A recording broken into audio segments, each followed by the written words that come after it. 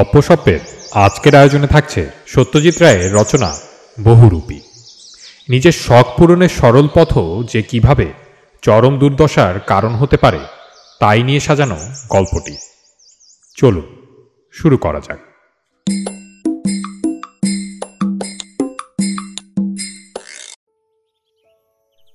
New Mahamaya কেবিনের একটি chair দখল করে হাফ কাপ চা আর আলুর চপ অর্ডার দিয়ে নিকুঞ্জ সাহা একবার চারদিকে চোখ বুলিয়ে নিল।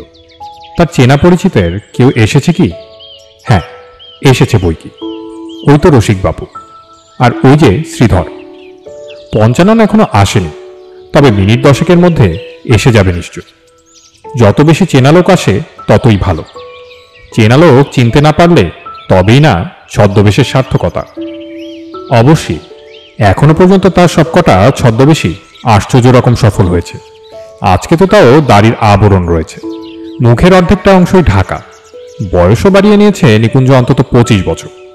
গতকালের মেকআপ ছিল একটি ছোট্ট প্রজাপতি মার্কা গোফ, আর সেই সঙ্গে প্লাস্টিসিনের সাহায্যে নাকের শেপটা বদলানো। কিন্তু হাব ভাব হাঁটাচলা, গলার স্বর এমনই চতুরভাবে পাল্টে নিয়েছিল নিকুঞ্জ যে তার 10 বছরের আলাপি পঞ্চানন তার কাছ থেকে দেশলাই ধার নেবার সময়ও তাকে চিনতে পারেনি।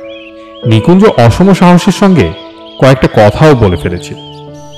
আপনি ওটা রাখতে পারেন, আমার কাছে আরেকটা দেশলাই আছে। পঞ্চানন গলার স্বর শুনেও চেনেনি। একেই বলে আর্ট। নিকুঞ্জ সাহার আর সব শখ চলে গিয়ে এটাই পাকাপোক্তভাবে রয়ে গেছে।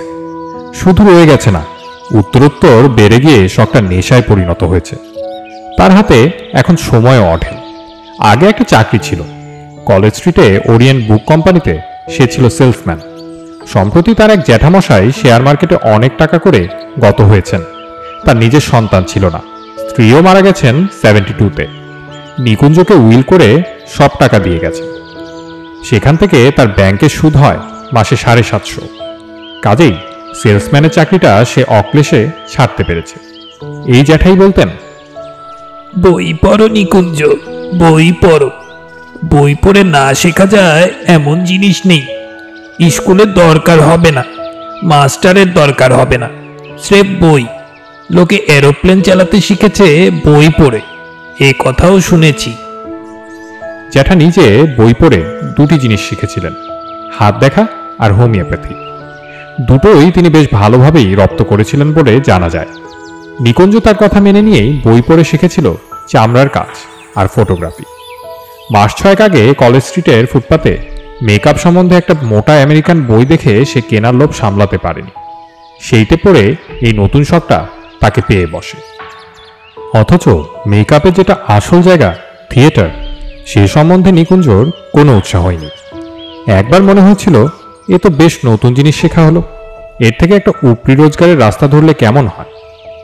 নবনট্ট কোম্পানির ভুলু ঘোষের সঙ্গে নিকুঞ্জর কিছুটা আলাপও ছিল। দুজনেই ইস্ট বেঙ্গল ক্লাবের মেম্বার। সেই সূত্রেই আলাপ। আমহা স্ট্রিটে ভদ্রলোকের বাড়ি গিয়ে কথাটা পারতে ভুলু ঘোষ বললেন, বেশ তো আছো নিকুঞ্জ, আবার থিয়েটার লাইনে আসার ইচ্ছে হলো কেন? আর আমাদের কোম্পানির কথা যদি বলি, সেখানে অপরেশ দত্তকে সরিয়ে তুমি তার জায়গায় বসবে কি করে? সে লোক আর 36 বছর ধরে মেকআপ করছে, পুরো আর্টটি তার নখের ডগায়। তোমার 6 মাসের বিদ্যে শুনলে তো সে তোমার দিকে চাইবেই না, কথা বলা তো দূরের কথা। না হে, ও সব ভুলে যাও। সুখে যখন আছো তখন ভূতের কিল ভোগ করবে কোন সাত করে। নিকুঞ্জ সেদিনই পেশাদার মেকআপের চিন্তা মন থেকে মুছে ফেলে দেয়। তাহলে মেকআপ শিখে করবে কি সে? কার মেকআপ করবে? চুলছাটা সেলুনের মতো তো মেকআপের সেলুন খোলা যায় না, যেখানে লোক পয়সা দিয়ে নিজের চেহারা পাল্টে নিতে আসবে। তখনই নিকুঞ্জর মনে হয়, কেন আমার নিজের চেহারা কি দোষ করলো? সত্যি বলতে কি, তার নিজের চেহারায় কয়েকটা সুবিধে আছে, যাকে বলে ন্যাচারাল অ্যাডভান্টেজেস। নিকুঞ্জর সবই মাঝারি। সে না লম্বা না বেটে, না কালো না ফর্সা, না চোখা না ভোঁতা। যে নাক খাড়া তাকে ভোঁতা করা যায় না, যে বেশি লম্বা তাকে বেটে করা যায় না, যে বেশি কালো তাকে ফর্সা বানাতে হলে যে পরিমাণ রঙের প্রলেপ লাগে তাতে মেকআপ ধরা পড়ে যেতে বাধ্য। 2 দিন ধরে আয়না নিজের চেহারাটা স্টাডি করে নিকুঞ্জ তাই স্থির করল যে মেকআপ সে নিজেকেই করবে। নিজের চেহারার উপরেই চলবে তার যত এক্সপেরিমেন্ট। কিন্তু তারপর এই মেকআপের উদ্দেশ্যটা কি হবে? উদ্দেশ্য হবে দুটি। এক, নিজের শিল্পচাতুরীকে পারফেকশনের সবচেয়ে উঁচু স্তরে নিয়ে যাওয়া, এবং দুই, লোকের চোখে ধুলো দেবার আনন্দ উপভোগ করা। বই কেনার দিন সাতেকের মধ্যেই নিকুঞ্জ মেকআপের সরঞ্জাম কিনতে শুরু করে। বইয়েতে সে জেনেছে ম্যাক্স ফ্যাক্টর কোম্পানির প্যানকেক মেকআপের মাহাত্ম্যের কথা। সে জিনিস আমেরিকায় তৈরি হয়, কলকাতায় আসে না। অথচ দিশি রঙের নিখুঁত মেকআপ সম্ভব নয়। নিকুঞ্জকে তাই যেতে হলো প্রতিবেশী ডাক্তার বিরাট চৌধুরীর কাছে। এই ডাক্তার চৌধুরী একবার নিকুঞ্জর জন্ডিস সারিয়ে দিয়েছিলেন। এর ছেলে আমেরিকায় পড়াশোনা করে। নিকুঞ্জ খবর পেয়েছে সে বোনের বিয়েতে শিগগিরই দেশে আসছে। ডাক্তারবাবুর কাছে গিয়ে নিকুঞ্জ ভনিতা না করে সোজাসুজি বলল, আপনার ছেলে যদি একটা জিনিস আমার জন্য আনতে পারে, ও এলেই আমি দামটা দিয়ে দেব। কি জিনিস? জিজ্ঞেস করলেন ডাক্তার চৌধুরী। কিছু রং, মেকআপের রং। আমি নাম লিখে এনেছি, এখানে পাওয়া যায়। বেশ, তো আপনি ডিটেলটা দিয়ে দিন, আমি ওকে পাঠিয়ে দেবো। ম্যাক্স ফ্যাক্টরের রং এসে যায় 3 সপ্তাহের মধ্যেই। তার আগেই অবশ্য বাকি সব জিনিস কেনা হয়ে গেছে। তুলি, স্পিরিট গাম, ভুরু আকার কালো পেন্সিল, ফোকলা দাঁত করার জন্য কালো এনামেল পেন্ট, পাকা চুল করার জন্য সাদা রং, পরচুলা লাগানোর জন্য সূক্ষ্ম নাইলনের নেট। এছাড়া কিনতে হয়েছে বেশ কিছু আলগা চুল, যা ওই সূক্ষ্ম নেটের উপর একটা একটা করে বসিয়ে নিকুঞ্জ নিজ হাতে তৈরি করে নিয়েছে 20 রকমের গোফ, 20 রকমের দাড়ি আর 20 রকমের পরচুলা। রুক্ষ, মসৃণ, সোজা, ঢেউ খেলানো, কাফরিদের মতো পাকানো, কোনো রকম চুলই বাদ নেই। কিন্তু শুধু মুখ পাল্টালেই তো হলো না, সেই সঙ্গে পোশাক না বদলালে চলবে কি করে? নিকুঞ্জ 7 দিন লেগেছে নিউ মার্কেট, বড়বাজার আর গ্র্যান্ড স্ট্রিট ঘুরে নিজের মাপ অনুযায়ী পোশাক জোগাড় করতে। রেডিমেড আর কটার জিনিস পাওয়া যায়, তাই দর্জিকে দিয়েও বেশ কিছু পোশাক করিয়ে নিতে হয়েছে। আর শুধু জামা কাপড় তো নয়, পরিধেয় সবকিছুই। 7 রকমের চশমা, 12 রকমের চটি জুতো, স্যান্ডেল, 10 রকমের টুপি, তার মধ্যে দারোগার টুপিও বাদ যায় না। পাগড়ির জন্য 5 রকমের কাপড়, 5 রকমের হাত ঘড়ি, শিখদের হাতের লোহা, তাগা, তাবিজ, মাদুলি, পৈতে, বৈষ্ণবের মালা, শাক্তের রুদ্রাক্ষ, ওস্তাদের কানে পড়ার নকল হিরে, কিছুই বাদ যায় না। আর কিনতে হয়েছে একটা বড় আয়না, আর তার ফ্রেমে বসানোর জন্য জোরালো বাল্ব। লোডশেডিংয়ে যাতে কাজ বন্ধ না হয়ে যায়, এর জন্য একটা ছোট জাপানি জেনারেটরও কিনতে হয়েছে নিকুঞ্জকে। চাকর নিতাইকে সে শিখিয়ে দিয়েছে সেটা কি করে চালাতে হয়। কাজ শুরু হলো 16ই অগ্রহায়ণ। তারিখটা নিকুঞ্জ ডায়েরিতে লিখে রেখেছে। সকাল 8টা থেকে শুরু করে বিকাল 4:30টায় মেকআপ শেষ হয়েছে। মোটামুটি মধ্যবিত্ত শ্রেণীর লোকেরই মেকআপ নিতে হবে, সেটা নিকুঞ্জ আগে থেকেই ঠিক করে রেখেছিল। রাস্তার ভিখিরি বা কুলি মজুর সেজে তো লাভ নেই, কারণ মেকআপ উতরেছে কিনা সেটা পরীক্ষা হবে নিউ মহামায়া কেবিনে। সেখানে বসে চা খেতে পারে এমন লোক তো হওয়া চাই। প্রথম দিনেই বাজিমাত। ঘন কালো ভুরু আর তার সঙ্গে মানানসই ঘন কালো ঝুপো গোফ বিশিষ্ট মোক্তার সেজেছিল নিকুঞ্জ। সাদা প্যান্ট ও বহু ব্যবহৃত কালো মোক্তারি কোট, হাতে একটা পুরনো ব্রিফকেস, পায়ে শুকতলাক হয়ে যাওয়া কালো শু আর ইলাস্টিকবিহীন সাদা মোজো। তারই টেবিলে এসে বসলো পঞ্চানন। নিকুঞ্জ যতক্ষণ চা খেয়েছে তার বুকের ধুকপুকুনি চলেছে সমানে। কিন্তু সামনে বসা অচেনা সাধারণ মানুষ সম্বন্ধে একজন লোক যে কত কম কৌতূহলী হয়, বিশেষত সে লোকের যদি অন্যদিকে মন থাকে, সেটা নিকুঞ্জ সেদিন বুঝেছে। পঞ্চানন তার দিকে দেখেও দেখেনি। বাঁ হাতে রেসবুকের পাতা উল্টে দেখেছে, আর ডান হাতে চামচ দিয়ে অমলেট ছিঁড়ে ছিঁড়ে খেয়েছে। নিকুঞ্জ যখন বয়ের কাছে বিলটা চাইল, তখনও পঞ্চাননের দৃষ্টি ঘুরল না তার দিকে। এ এক অদ্ভুত অভিজ্ঞতা, অদ্ভুত আনন্দ। নিকুঞ্জ সেদিনই বুঝেছিল যে আজ থেকে এটাই হবে তার জীবনের একমাত্র অকুপেশন। সেদিন বাড়ি ফিরে একটা মজা হলো। এটা যে হবে সেটা আগেই বোঝা উচিত ছিল, কিন্তু নিকুঞ্জর খেয়াল হয়নি। শশীবাবু থাকেন একতলা সদর দরজার পাশের ফ্ল্যাটে। তার বসার ঘর থেকে কে ঢুকছে না ঢুকছে দেখা যায়। নিকুঞ্জ ফিরেছে 7:15টায়। লোডশেডিং হয়নি বলে দরজার সামনের প্যাসেজে আলো ছিল। মোক্তার নিকুঞ্জ ঢুকতেই শশীবাবুর হাঁক এলো। কাকে চাই? নিকুঞ্জ থামল, তারপর শশীবাবুর দরজার দিকে এগিয়ে গেল। এবার তারা মুখোমুখি। শশীবাবু আবার বললেন, কাকে খুঁজছেন মশাই? নিকুঞ্জ সাহা কি এই বাড়িতে থাকে? আগে হ্যাঁ, দোতলার সিঁড়ি দিয়ে উঠে ডান দিকের ঘর। উত্তরটা দিয়ে শশীবাবু ঘুরে গেলেন, আর সেই ফাঁকে একটানে গোপ ভুরুক খুলে ফেলে নিকুঞ্জ বলল, একটা কথা ছিল। বলুন। বলেই নিকুঞ্জের দিকে ফিরে শশীবাবুর চোখ ছানা বড়া হয়ে গেল। সে কি, এতে নিকুঞ্জ? নিকুঞ্জ শশীবাবুর ঘরে ঢুকে গেল। একে ব্যাপারটা জানানো দরকার। বাড়ির অন্তত একজন জানলে ক্ষতি নেই, বরং সুবিধেই হয়।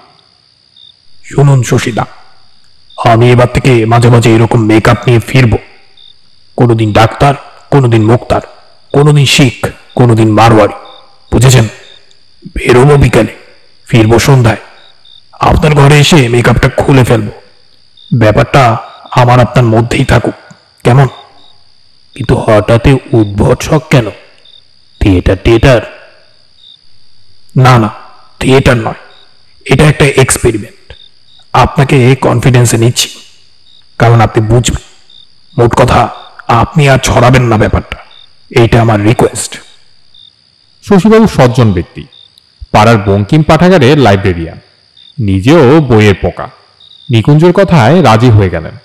বললেন, কোনো বদ মতলব নেই যখন বলছো, তখন আর কি। কত লোকের তো কত রকমই শখ থাকে। কাজটা মেহনতের ও সময় সাপেক্ষ, তাই সপ্তাহে দুদিনের বেশি মেকআপ নেওয়া চলবে না, এটা নিকুঞ্জ আগেই বুঝেছিল। তবে বাকি সময়টা সদ্ব্যবহার করতে বাধা নেই। নিকুঞ্জ সেই সময়টা শহরে ঘুরে বেরিয়ে লোকজনকে স্টাডি করে। নিউ মার্কেট যে এই ব্যাপারে একটা স্বর্ণখনি, সেটা একদিন আগেই বুঝেছে। তাছাড়া খেলার মাঠ, হিন্দি সিনেমার কিউ, এসব তো আছে।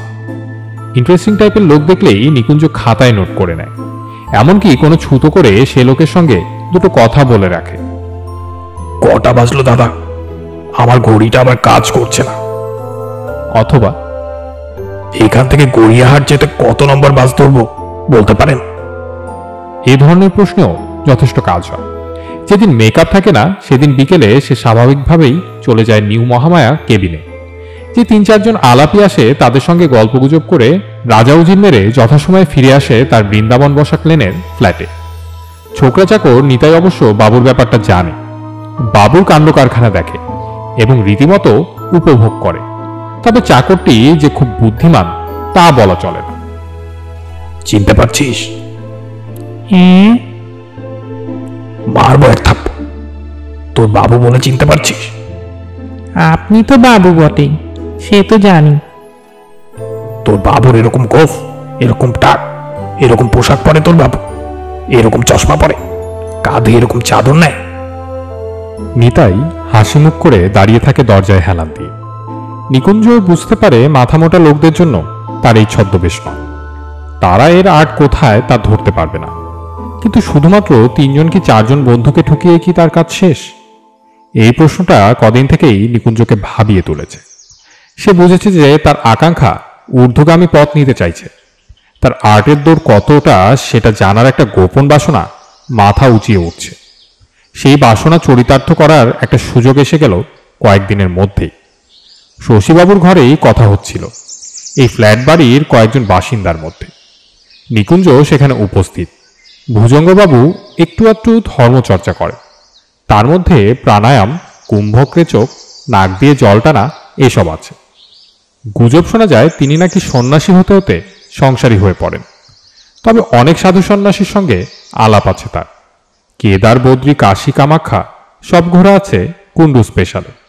তিনিই বললেন তারাপীঠে এক তান্ত্রিক সাধু এসে আস্তানা গেড়েছেন, যার ক্ষমতা নাকি পৌরাণিক সাধুদের হার মানায়। নামটা কি বললেন?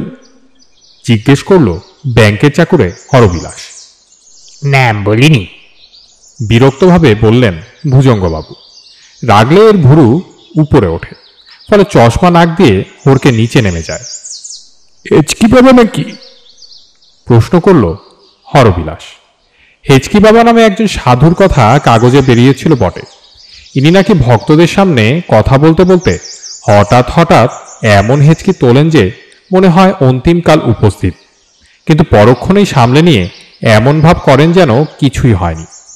অথচ উপস্থিত ডাক্তারেরাও বলেছেন এই হেঁচকি মরণ হেঁচকি ছাড়া কিছুই না। ভুজঙ্গবাবু ডান হাতের তর্জনী দিয়ে চশমা নাকের উপর ঠেলে তুলে জানালেন, সাধুর নাম কালিকানন্দ স্বামী। ওকে চাবেন নাকি? জিজ্ঞেস করলেন ইন্স্যুরেন্সের দালাল তনয়বাবু। আপনি জানতো আমিও ঝুলে পড়ি আপনার সঙ্গে। সাধু দর্শনে বেশ একটা হয়। কলকাতার এই হোলসেল নোংরাবি আর ভাল লাগে না। ভুজঙ্গবাবু বললেন তিনি যাবেন বলে স্থির করেছেন। নিকুঞ্জ আর কিছু না বলে দোতলায় নিজের ঘরে চলে গেল। তার ধমনীতে রক্ত যে বেশ দ্রুত চলাচল করতে শুরু করেছে সেটা সে বেশ বুঝতে পারছে। তান্ত্রিক শাস্তি হলে কি কি জিনিস লাগে, কি কি তার কাছে আছে, আর কি কি জোগাড় করতে হবে সেটা জানা যায়। তাক থেকে বঙ্কিম গ্রন্থাবলী নিয়ে কপালকুণ্ডলার তান্ত্রিকের বর্ণনাটায় একবার চোখ বুলিয়ে নিল নিকুঞ্জ। আজও এ বর্ণনার কোনো পরিবর্তন হয়নি। সাধু সন্ন্যাসীদের চেহারা পৌরাণিক যুগে যেমন ছিল আজও তেমনই আছে। নিকুঞ্জ একবার বেনারস গিয়েছিল। দশাশ্বমেধ ঘাটে গিয়ে মনে হয়েছিল যে প্রাচীন ভারতবর্ষের চেহারাটা এই একটা জায়গায় এখনো ধরা রয়েছে। নিকুঞ্জর প্ল্যান ঠিক হয়ে গেল। তারাপীঠ হল বীরভূমে। রামপুরহাটে নিকুঞ্জর এক খুড়তুতো ভাই থাকে। সেইখানে সে চলে যাবে তান্ত্রিক মেকআপ সরঞ্জাম নিয়ে। তারপর সেখান থেকে তৈরি হয়ে নিয়ে হাজির হবে তারাপীঠে। তারপর হবে পরীক্ষা। সাধু বাবাজিদের মধ্যে সে বেমালুম মিশে যেতে পারে কিনা সেটা তাকে দেখতে হবে। ভুজঙ্গবাবুরাও সেখানে থাকবেন। তারাও তার ছদ্মবেশ ধরতে পারেন কিনা দেখা যাবে। মেকআপের অধিকাংশ জিনিসই নিকুঞ্জর ছিল, কেবল হাতে নেবার ষষ্ঠী, চিমটে আর কমণ্ডলু ছাড়া। ঝাঁকড়া চুল আছে একটা, সেটাকে জটায় পরিণত করতে হবে। ও হয়ে যাবে, চিন্তার কোনো কারণ নেই। ভুজঙ্গবাবু সপরিবারে বুধবার রওনা দিচ্ছেন খবর পেয়ে নিকুঞ্জ মঙ্গলবার বেরিয়ে পড়ল। ভাই সন্তোষকে আগেই খবর দেওয়া হয়েছিল, যদিও কেন যাচ্ছে সেটা নিকুঞ্জ জানায়নি। ভাইয়ের বয়স 32, বাবা মারা গেছেন গত বছর। তিনি ছিলেন রামপুরহাটে পূর্ণিমা টকিজের মালিক। এখন সন্তোষই মালিকানা ভোগ করছে এবং হিন্দি ছবি দেখিয়ে পয়সাও কামিয়েছে মন্দ না। হয়তো হিন্দি ছবি দেখার জন্যই সে নিকুঞ্জের প্ল্যানের মধ্যে একটা দারুণ অ্যাডভেঞ্চারের গন্ধ পেল। বলল, তোমার কোনো চিন্তা নেই নিকুঞ্জদা, আমার গাড়িতে করে সোজা নিয়ে গিয়ে তোমাকে একেবারে শ্মশানের মুখে নামিয়ে দেব। নিকুঞ্জের খেয়ালই ছিল না যে তারাপীঠের শ্মশানেই হচ্ছে মন্দির, আর শ্মশানেই যত সাধুদের আস্তানা। সন্তোষ বলাতে মনে পড়ল তারাপীঠের বিখ্যাত সাধু বামাখ্যাপা তো শ্মশানেই সাধনা করতেন। ঠিক কথা। বৃহস্পতিবার দিন ভোর থেকে মেকআপ শুরু করে দিল নিকুঞ্জ। দাড়ি গোফ জটা লাগানোর সঙ্গে সঙ্গে তার পরিচয় লোপ পেল। তারপর কপালে চন্দনের লেপ আর লাল ফোঁটা দিয়ে গলায় 3 গাছি বড় বড় রুদ্রাক্ষের মালা পরে গায়ে গেরুয়া বস্ত্র চাপানোর সঙ্গে সঙ্গে সন্তোষ তরাক করে লাফিয়ে উঠে ঢিপ করে প্রণাম করল নিকুঞ্জকে। উফ নিকুঞ্জদা, এ যা হয়েছে না, কার বাপের সাধ্যি তোমাকে চেনে? নেহাত তোমার সামনে দাঁড়িয়ে আছি বলে, নইলে আমিও ভরকে যেতুম। এ কমাসে হাত পেকেছে, তাই দুপুর 2টার মধ্যে মেকআপ হয়ে গেল। চিমটে কমণ্ডলু নতুন কেনা, তাই তাদেরকে একটু মেকআপ করে পুরনো করে নেওয়া হলো। 4টের মধ্যে সম্পূর্ণ তৈরি নিকুঞ্জ সাহা ওরফে ঘনানন্দ মহারাজ। একটা নাম না দিলে চলে না, যদিও নিকুঞ্জ মাঝে মাঝে বম ছাড়া কথা বলবে না। সাধুরা অন্য জগতের মানুষ, সাধারণ মানুষের সঙ্গে তাদের কথা বলতে হবে এমন কোনো কথা নেই। নামটা দরকার হচ্ছে সন্তোষের জন্য। সেই বলেছে, নিকুঞ্জদা, তুমি যখন গাড়ি থেকে নামবে লোকে তো ঘিরে ধরবেই। তখন যদি জিজ্ঞেস করে কে, তার জন্য একটা নামের তো দরকার। ঘনানন্দ দিব্যি গম্ভীর নাম। সন্তোষ এখন নিশ্চিন্ত। সন্তোষ সচরাচর নিজেই গাড়ি চালায়, কিন্তু এবার সে একটা ড্রাইভার সঙ্গে নিল। একটা কথা নিকুঞ্জ সন্তোষকে না বলে পারল না। ওখানে পৌঁছানোর পর আমি কিন্তু একা হয়ে যেতে চাই। আমার লক্ষ্য হবে কালিকানন্দ। তার আশেপাশে আরো 5 জন সাধু বাবা কি থাকবে না? নিশ্চয়ই থাকবে। আমি সেই দলে এগিয়ে ভিড়ব। তুই বরং আলগা থেকে ভক্তদের দলে গিয়ে বসে পড়বি। তোমার কোনো চিন্তা নেই নিকুঞ্জদা। সন্তোষের গাড়ি যখন তারাপীঠ শ্মশানে পৌঁছল, তখন সূর্য ডুবতে আরও আধ ঘন্টা বাকি। আর 5টা পীঠস্থানের মতোই এখানেও লোকের ভিড়, পান্ডার ভিড়। পথের দুধারে লাইন করা দোকানে গাঁদা ফল, আবির, কুমকুম, বই, ক্যালেন্ডার, চা, বিস্কুট, তেলে ভাজা মাছি বসা, জিলাপি ইত্যাদি সবই রয়েছে। নিউ মহামায়া কেবিনের পর নিকুঞ্জর এইখানে এসে এক আশ্চর্য নতুন অভিজ্ঞতা হলো। গেরুয়া পরা লোক দেখলেই লোকের মনে যে কি ভক্তিভাব জেগে ওঠে সে এক আশ্চর্য ব্যাপার। গাড়ি থেকে নামা মাত্র নিকুঞ্জ দেখল যে গড় করা শুরু হয়ে গেছে। ছেলে বুড়ো মেয়ে পুরুষ কেউ বাদ নেই। আপনা থেকে আশীর্বাদের ভঙ্গিতে নিকুঞ্জর হাত উঠে সামনের দিকে এগুতে শুরু করলো। শেষে এমন হলো যে হাত টেনে নেবারও অবসর নেই। পাশে সন্তোষ না থাকলে তাকে বোধ হয় এক জায়গাতেই আটকা পড়তে হতো। দাদা সরুন, বা পথ দিন। এই করে সন্তোষ কোনো মতো একটা অপেক্ষাকৃত জনবিরল জায়গায় নিয়ে গিয়ে ফেলল নিকুঞ্জকে। এখানে চারিদিকে সাধুর অভাব নেই, ফলে আলাদা করে নিকুঞ্জর দিকে লোকের দৃষ্টি পড়ার কোনো কারণ নেই। এদিক ওদিক চোখ ঘুরিয়ে নিকুঞ্জ দেখল যে কিছু দূরে একটা বট গাছের নিচে একটা ভিড় দেখা যাচ্ছে। গেরুয়া ছাড়াও অন্য রং রয়েছে সেখানে। সন্তোষ বলল, আপনি একটু দাঁড়ান, আমি দেখে আসছি ওখানেই কালিকানন্দ বসে আছেন কিনা। ওর সামনে আপনাকে পৌঁছে দিয়ে তবে আমার কাজ শেষ। আমি আপনাকে চোখে চোখে রাখব। তারপর যখন যাবার ইচ্ছা হবে তখন আমাকে ইশারা করলেই আমি বুঝতে পারব। সন্তোষ দেখে এসে ফিসফিস করে জানালো, ওই ভিড়টা কালিকানন্দর জন্যই বটে। আপনি সোজা এগিয়ে যান নিকুঞ্জদা, কুছ পরোয়া নেই। পরোয়া নিকুঞ্জের এমনিতেও নেই। সে এখানে এসে অবধি অত্যন্ত সহজ বোধ করছে, সেই সঙ্গে একটা পরম তৃপ্তির ভাব। মেকআপে তার জুড়ি কেউ নেই সে বিশ্বাসটা তার মনে আজ পাকা হয়েছে। নিকুঞ্জ এগিয়ে গেল ভিড়ের দিকে। পথে দু একজন গড় করল। নিকুঞ্জ যথারীতি হাতটা বাড়িয়ে আশীর্বাদ করল। উদাত্ত কণ্ঠে উচ্চারিত বাণী কিছুক্ষণ থেকেই শোনা যাচ্ছে। নিকুঞ্জ এগোনোর সঙ্গে সঙ্গে শব্দ ক্রমশ জোর হয়ে আসছে। আরেকটু এগিয়ে যেতেই সে দেখতে পেল কালিকানন্দকে। বাঘের মতো চেহারা বটে, এবং বাঘছালের উপরেই বসে আছেন তিনি বাণী শোনাচ্ছেন ভক্তদের। সবই ছেদ কথা, কিন্তু বলার ঢঙে বিশেষত্ব আছে, আর সেই সঙ্গে চোখের দৃষ্টিতেও। মণিকে ঘিরে যে সাদা অংশ সেটা সাদা নয়, গোলাপি। গাঁজা খাওয়ার ফল কি? হতেও পারে। ভক্তের সংখ্যা 50-60-এর বেশি নয়, তবে একজন দুজন করে ক্রমেই বাড়ছে। ওই তো ভুজঙ্গবাবু আর তার স্ত্রী। তনয়বাবুও নিশ্চয়ই আছেন ভিড়ের মধ্যে কোথাও। ভুজঙ্গবাবুরা মনে হয় বেশ সকাল সকাল এসেছেন, কারণ তাদের স্থান ভক্তদের একেবারে প্রথম সারিতে। কালিকানন্দের দুপাশে এবং পেছনে 10-12 জন গেরুয়াধারী বসেছেন। তাদের সকলেরই দাড়িগোঁফ, জটা, রুদ্রাক্ষের মালা, সর্বাঙ্গে ভস্য। অর্থাৎ নিকুঞ্জর সঙ্গে তাদের চেহারার তফাৎ করা প্রায় অসম্ভব। নিকুঞ্জ ভিড়ের পেছন দিয়ে এগিয়ে গেল সাধুদের দলের দিকে। কোত্থেকে যেন একটা গান ভেসে আসছে।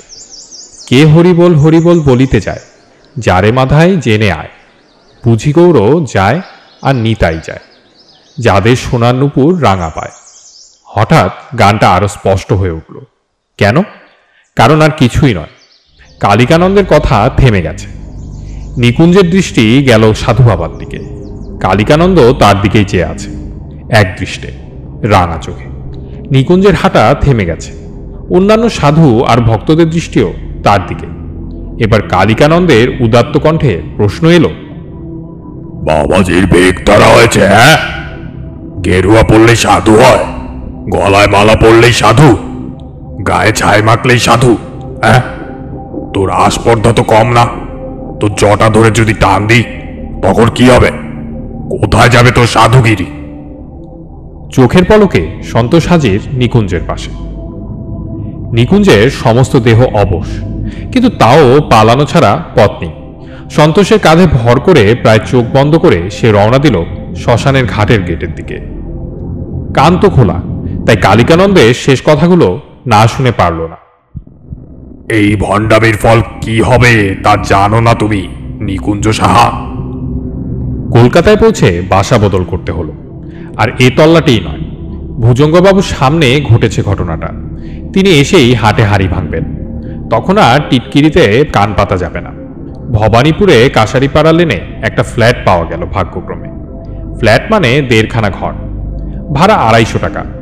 বাপরে বাপ, তান্ত্রিকের কি তেজ, কি অন্তর্দৃষ্টি! পাদ্রী, পুরুত, মোল্লা, দরবেশ এইসব মেকআপের যা সরঞ্জাম ছিল নিকুঞ্জের কাছে, সব বাক্স থেকে বার করে নিয়ে কাছেই আদিগঙ্গার জলে ফেলে দিল সে।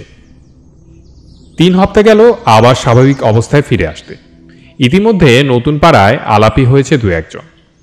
এখানেও রয়েছে বাড়ি থেকে 1/2 মাইলের মধ্যে বড় রাস্তায় একটা রেস্টুরেন্ট, নাম পরাশর কেবিন। এখানে কেউ জানে না নিকুঞ্জের কলঙ্কময় ইতিহাস। তারকবাবু নগেন মাস্টার, শিবু পোদ্দার। শিবু আবার থিয়েটারে পার্ট করে। নিকুঞ্জকে ধরে নিয়ে গেছিল একদিন তপন থিয়েটারে আগুনের ফুলকি দেখাতে। দেখবেন কেমন ফার্স্ট ক্লাস মেকআপ নেই, যাবার আগে বলেছিল শিবু। নিকুঞ্জ দেখে হাসবে না কাঁদবে ঠিক করতে পারেনি। এই মেকআপ, এরা কি ভালো মেকআপ দেখেছে কোনোদিন? আমার মেকআপ দেখলে তো এদের লজ্জায় মাথা হেট হয়ে যাবে। পরক্ষণে অবশ্যই মনে পড়ল তারাপীঠের অভিজ্ঞতার কথা। তবে তান্ত্রিকদের অলৌকিক ক্ষমতার কথা তো শোনাই যায়, এতে অবাক হবার কিছু নেই। নিকুঞ্জুর চালে একটু ভুল হয়ে গিয়েছিল, এই যা। কিন্তু তাই বলে কি তার এত সাথের অকুপেশনটা একেবারে বরবাদ করে দিতে হবে? সে হয় না, হতে পারে না। আরও কত কি সাজতে বাকি আছে। যেমন একটা সত্যিকারের ষণ্ডা চরিত্র এখনো সাজা হয়নি। এক তান্ত্রিক ছাড়া যা সেজেছে সব নিরীহ অমায়িক চরিত্র, যাদের দিকে এমনিতেই লোকের দৃষ্টি যায় না। চোখ যাবে অথচ চেনা যাবে না, তেমন একটা চরিত্রের মেকআপ না করলে আর সত্যি করে সাফল্যের পরীক্ষা হবে কি করে? কেমন হবে এই ষণ্ডা চরিত্র? মাথায় কদমছাড় চুল, মুখে 4 দিনে তারি, চোখের নিচে একটা ক্ষত চিহ্ন, যাকে বলে স্কার।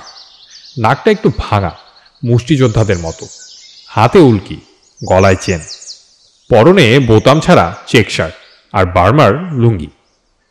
তারাপীঠের অভিজ্ঞতার পর নিকুঞ্জর আর ছদ্মবেশে ত্রিসীমায় যাওয়া উচিত ছিল না, কিন্তু শখটা বোধ হয় এমনই মজ্জাগত যে কাজের বেলা দেখা গেল যে দ্বিগুণ উৎসাহ নিয়ে বসে গেছে আবার আয়নার সামনে।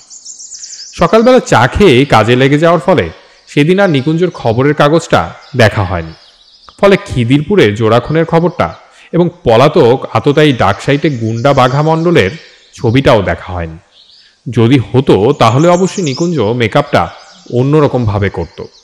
বাঘা মণ্ডলের ছবি মাস 6 আগেও একবার বেরিয়েছিল কাগজে, সেটা একটা দুঃসাহসিক ডাকাতির পরে। সেবারও বাঘা পুলিশের চোখে ধুলো দিয়ে পালিয়েছিল। কাগজে ছবি ছাপার উদ্দেশ্য ছিল জনসাধারণকে সতর্ক করা। সেই প্রথমবারের ছবি কি নিকুঞ্জ দেখেছিল?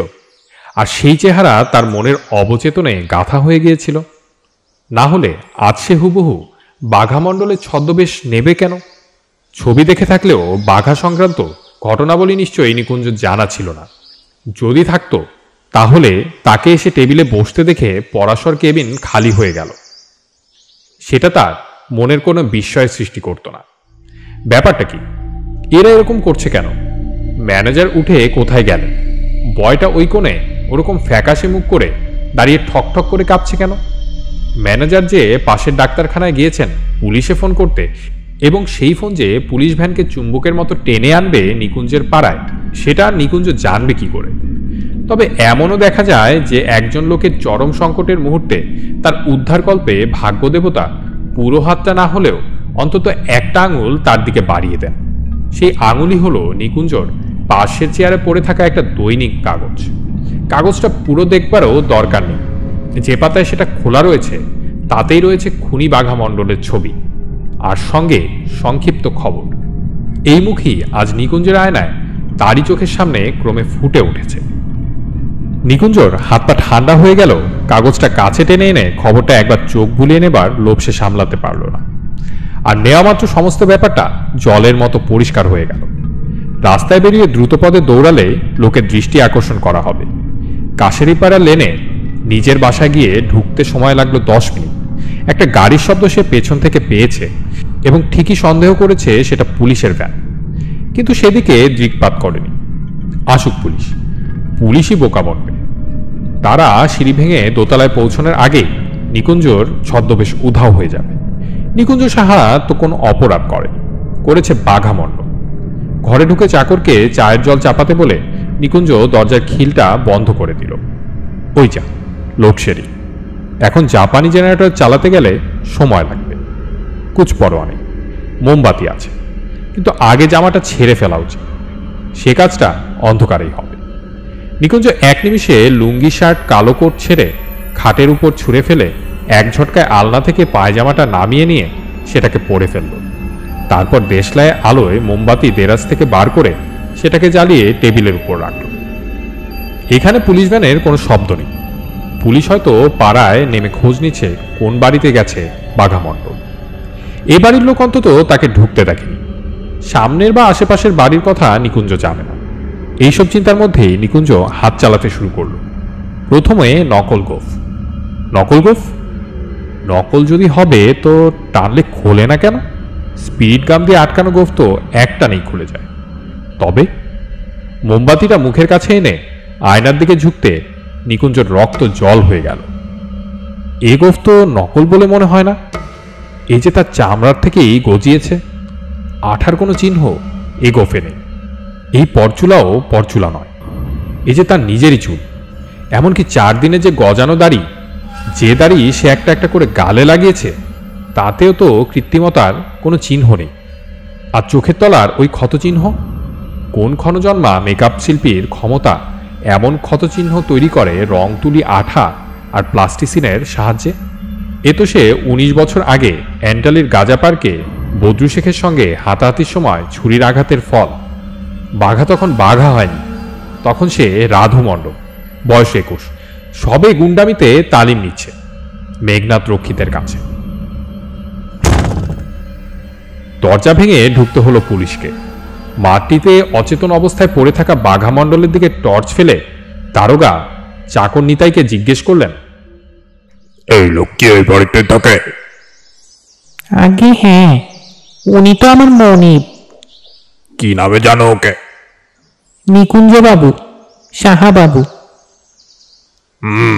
কনস্টেবলের দিকে ফিরে বললেন, ওকে ধরে বেশ করে ঝাঁকাও তো দেখি, হুঁশ ফিরুক, তারপর বাকি কাজ।